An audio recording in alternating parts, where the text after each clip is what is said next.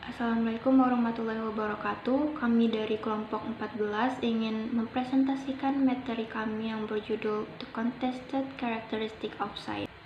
Kelompok kami terdiri dari saya sendiri, Halisa Nur Putri Maulida, dan partner saya yaitu Merlina Samuel. Dalam bab The Contested Characteristic of Science ini terdapat 5 subbab. Yang pertama ada Methodology Anarchism. Yang kedua ada The Strong Program in the Sociology of Scientific Knowledge. Yang ketiga ada Postmodernism and the Science Wars. Yang keempat ada Does the so-called hoax prove anything? And yang terakhir ada Scientism, Sexism, and Significant Truths.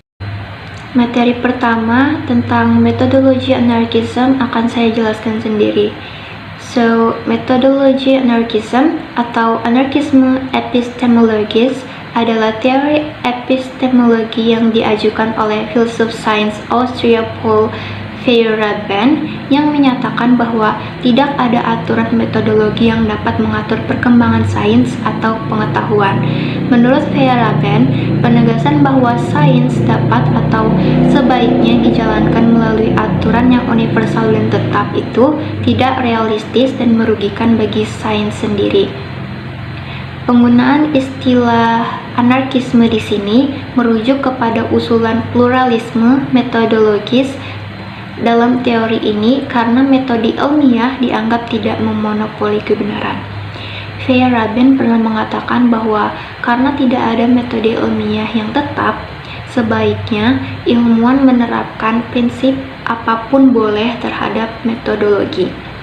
Feyerabend merasa bahwa sains dimulai sebagai pergerakan pembebasan yang kemudian berubah menjadi dogmatik dan kaku, dan sehingga semakin menjadi ideologi dan meskipun dianggap berhasil mulai menindas.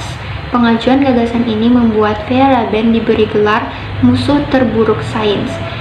Yang kedua, materi kedua berjudul tentang The Strong Program in the Sociology of Scientific Knowledge juga akan dipresentasikan oleh saya. Jadi, Strong Program atau program kuat dirancang dalam 1970-an ke Universitas Edinburgh oleh sosiolog David Bloor dan Barry Barnes. Pendekatan ini untuk sosiologi ilmu berusaha menjelaskan pembentukan pengetahuan ilmiah, keberhasilan atau penolakannya oleh faktor-faktor sosial dan budaya. Program yang kuat ingin melampaui sosiologi sains seperti yang dipraktikkan oleh Robert King Merton yang hanya tertarik pada kondisi kelembagaan sains dan bukan pada isi pernyataan ilmiah. Ini juga merupakan reaksi terhadap pendekatan psikologis sebelumnya yang membatasi objek studi mereka pada teori-teori ilmiah yang salah atau gagal. Menurut pendekatan seperti itu, kegagalan teori ilmiah dapat dijelaskan oleh bias seperti kepentingan politik atau ekonomi pembela mereka. Sosiologi tidak dapat menjelaskan keberhasilan teori-teori ilmiah yang disebabkan oleh validitas intrinsiknya. Program kuat mengusulkan untuk memperlakukan teori-teori ilmiah secara simetris, apakah itu benar atau salah.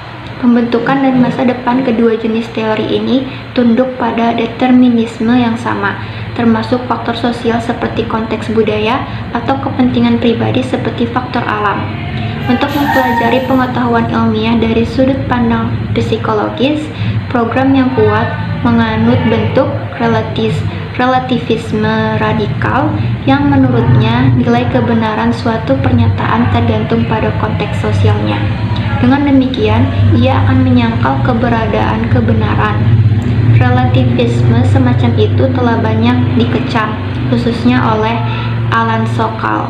Pendukung program kuat membela diri dengan menegaskan bahwa kepatuhan terhadap relativisme ini benar-benar metodologis dan bukan ontologis. Yang materi ketiga berjudul Postmodernism and the Science Wars.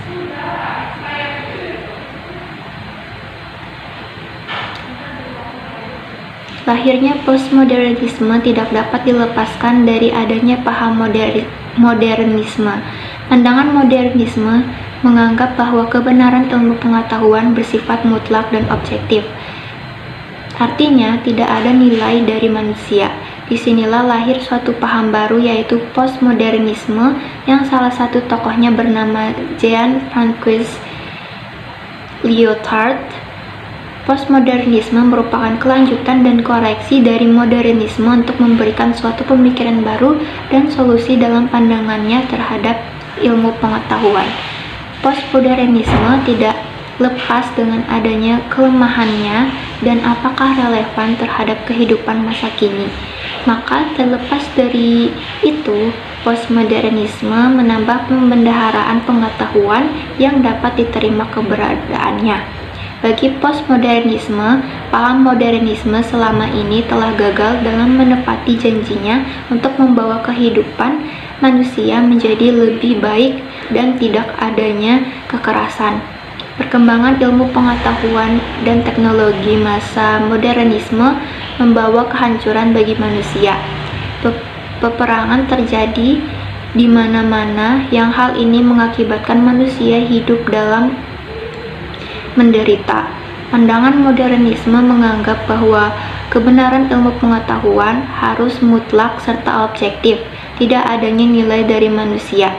Disinilah muncul suatu paham postmodernisme yang merupakan kelanjutan, keterputusan, dan koreksi dari modernisme untuk memberikan suatu pemikiran baru dan solusi dalam menjalani kehidupan yang semakin kompleks ini. Bagi postmodernisme, ilmu pengetahuan tidaklah objektif tetapi subjektif dan interpretasi dari manusia itu sendiri, sehingga kebenarannya adalah relatif.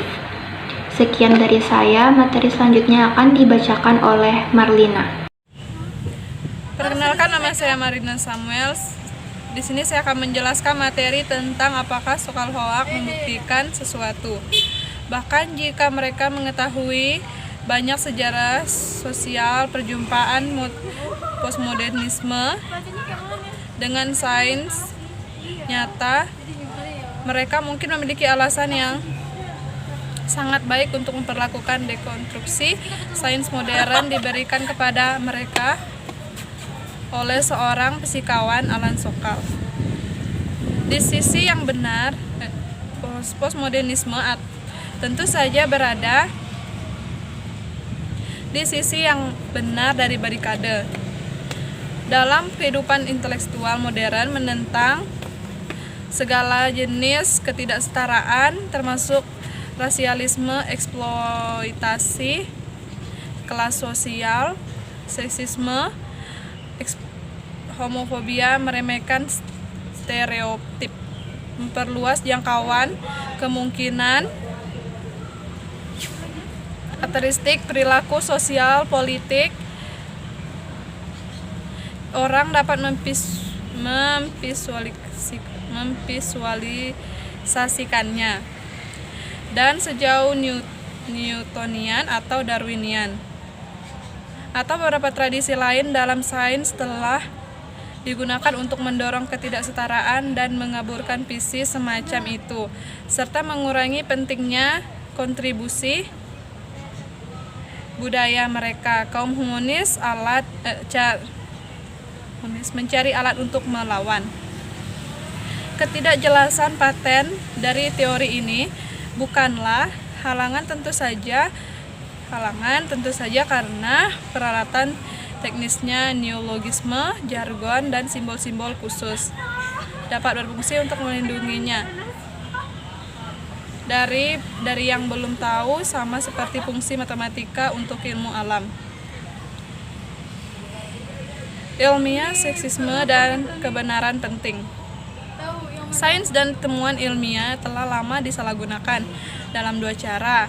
Pertama, sains sebagai institusi terus-menerus menyediakan cara yang lebih efisien dan efektif untuk merugikan manusia, organisme lain, dan lingkungan.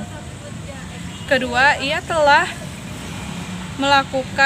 melakukannya sebagian dengan memberikan rasionalisasi yang tidak logisme, jargon, dan simbol-simbol khusus dapat berfungsi untuk melindunginya dari yang belum tahu, sama seperti fungsi matematika untuk ilmu alam. Ilmiah, seksisme, dan kebenaran penting. Sains dan temuan ilmiah telah lama disalahgunakan dalam dua cara. Pertama, sains sebagai institusi terus-menerus menyediakan cara yang lebih efisien dan efektif untuk merugikan manusia, organisme lain, dan lingkungan. Kedua, ia telah melakukannya sebagian dengan memberikan rasionalisasi yang tidak beralasan untuk kebijakan tersebut, untuk kebijakan yang berdampak merugikan tersebut. Kecenderungan ini harus diberikan bahkan di antara sahabat sains. Menderita saintisme di antara mahasiswa sains paling berpengaruh yang berkomitmen pada peningkatan sains sebagai institusi sosial adalah para filsuf sains feminis. Beberapa dari filsuf ini memulai pemeriksaan sains mereka dari wawasan epistemologis, kadang-kadang disebut teori sudut pandang. Teori sudut pandang ini dimulai dengan tesis yang tidak kontroversial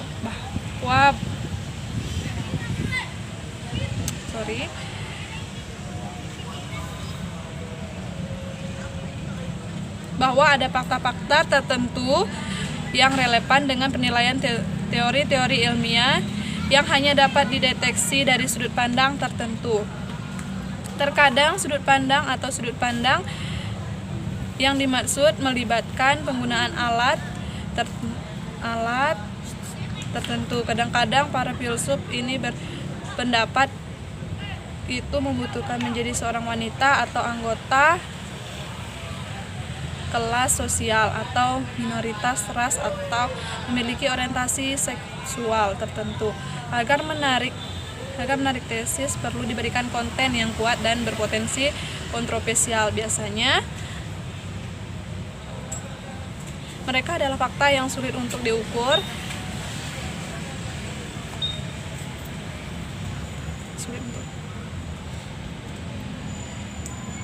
atau bahkan sepenuhnya dijelaskan. Agar menarik tesis perlu diberikan konten yang kuat dan berpotensi kontroversial. Biasanya mereka adalah fakta yang sulit untuk diukur,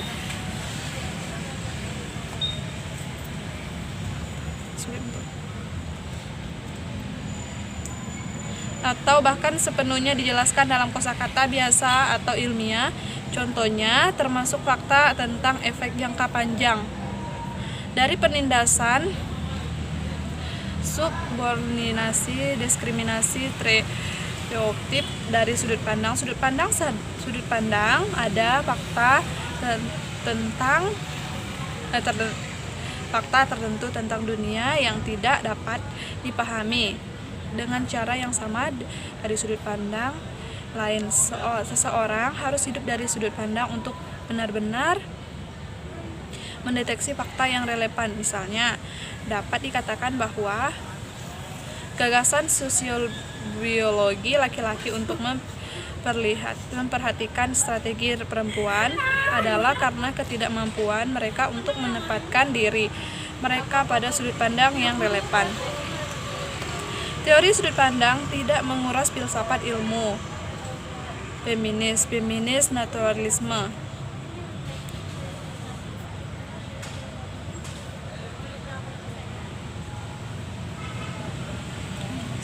Feminis naturalistik mengakui bahwa fakta-fakta semacam itu membutuhkan teori yang substansial untuk dikenali banyak filsuf. Ilmu pengetahuan feminis telah banyak dipengaruhi oleh Quinn dan Kuhn. Mereka siap untuk mengidentifikasi fakta yang terlewatkan oleh para ilmuwan pria. Para filsuf sains feminis berpendapat bahwa sejarah sains penuh dengan pertanyaan-pertanyaan yang dianggap signifikan karena nilai kepentingan dan tujuan orang-orang mendominasinya sangat mudah untuk memberikan contoh-contoh konkret dari keberpihakan yang gigih dalam hal signifikansi dan tidak signifikannya kebanyakan penelitian. Poin penting dalam argumen ini bukanlah bahwa sains harus melupakan penilaian signifikansi, tetapi ia tidak dapat melakukannya. Sekian materi yang saya sampaikan. Saya kembalikan ke moderator. Terima kasih.